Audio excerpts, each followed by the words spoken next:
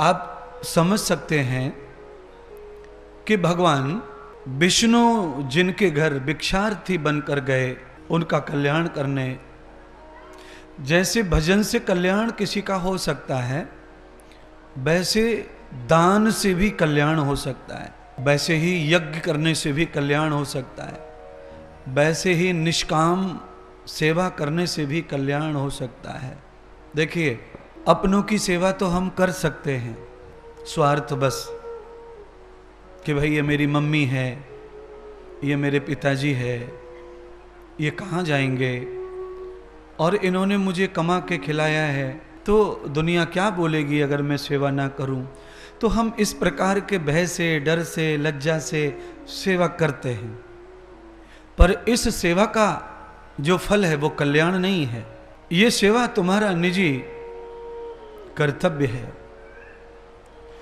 जिनको हमने कभी देखा नहीं, जिनको हम जानते नहीं, जिनसे हमने कभी कुछ लिया नहीं, जिनसे हमारा किसी प्रकार का कोई संबंध नहीं, उनकी सेवा हमसे अगर हो जाए और वो हमारी सेवा से धन्य हो जाएं तो हमारा उस सेवा से कल्याण हो जाता है। तो यज्ञ कर्म, भागवती कर्म, सेवा कर्म और दान कर्म, ये 4 कर्म जो हैं ये सत्कर्म में गिने जाते हैं। ये सत्कर्म हम जो भिखारी आते हैं गली में उसको जानते नहीं हैं। कुछ भिखारी ऐसे होते हैं जो कभी कभी आते हैं, उनको अवश्य कुछ दान कर देना चाहिए। जो कभी कभी आते हैं उनके रूप में कभी कभी भगवान भी आ सकते हैं, ऐसा सोचकर।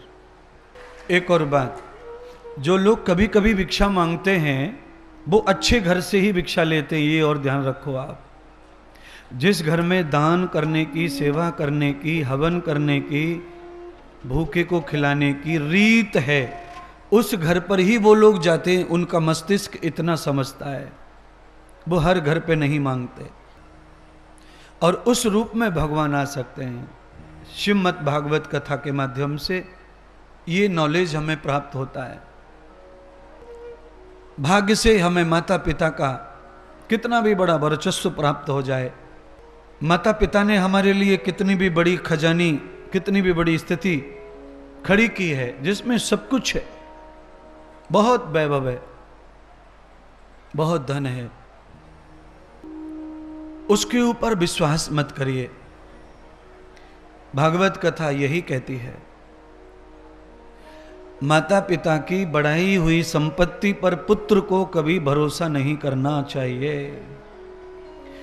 उस संपत्ति से पुत्र को आलस्य, प्रमाद, दरिद्रता, अहंकार, बुराई आ सकती है और उससे पिता की संपत्ति तो चली जाएगी पर हमारा नाश हो सकता है, पतन हो सकता है। अगर मेरी बातें आपको अच्छी लग रही हैं,